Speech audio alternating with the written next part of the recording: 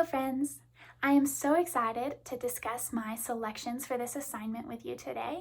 I chose to talk about the theory of emotional intelligence through the lens of the movie Breakfast at Tiffany's. I chose these two things because emotional intelligence is something that has really fascinated me since I first learned about it. And it just makes a lot of sense in my mind that we should look at so much more than just someone's IQ when talking about how they interact with the world around them. And then I chose the movie Breakfast at Tiffany's because it's been a favorite with me and my sisters for a really long time. But also, I could instantly think of several interactions between characters that I wanted to discuss. So, just to dive into the thick of it a little bit, let's go over what the theory emotional intelligence even is. According to the website Practical Emotional Intelligence, the theory was first coined by researchers Peter Salovey and John D. Mayer, and they described their theory as a form of social intelligence that involves the ability to monitor one's own and others' feelings and emotions, to discriminate among them, and to use this information to guide one's thinking and actions. Then the Institute for Health and Human Potential defines this term a little bit more succinctly as two main points. The first is the ability to recognize, understand, and manage one's own emotions. And the second is the ability to recognize, understand, and influence the emotions of others. So now that we know what it is, let's look at a few examples of this throughout the movie. There are multiple interactions between the main character, Holly Golightly, and her upstairs neighbor where she shows that she clearly has no thought or care for his emotions or really even understands them. She is constantly disturbing him, hosting really loud parties right below him, or banging on his door in the middle of the night when she's forgotten her key.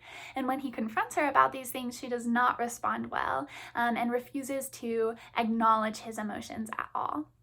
And then the second is, so the website Psychology Today says that emotional intelligence can affect even more nuanced things like one's ability to understand or recognize when someone has ulterior motives in a situation. And so there's a situation throughout this whole movie where Holly is unknowingly transporting information from an inmate in a prison to other mob members on the outside, and she does not understand what she's doing, even though it's pretty obvious to everyone else around her.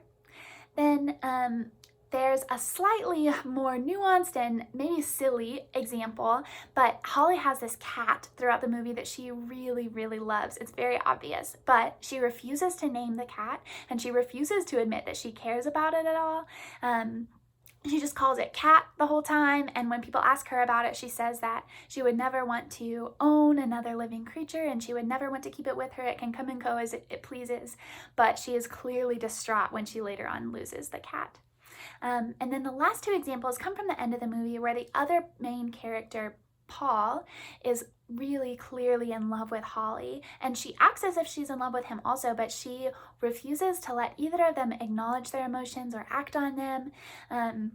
And she pretends to not even understand it when he brings it up to her or understand why he feels that way or thinks that way. And then lastly, there's this scene at the very end of the movie where Holly is sort of forced to come face to face with all of these things that she's been putting off. Interactions with people that she loves and cares about, they just all sort of pile up at once. And she is so out of touch with her own feelings and so out of practice dealing with them that she just can't manage it at all, and she completely breaks down.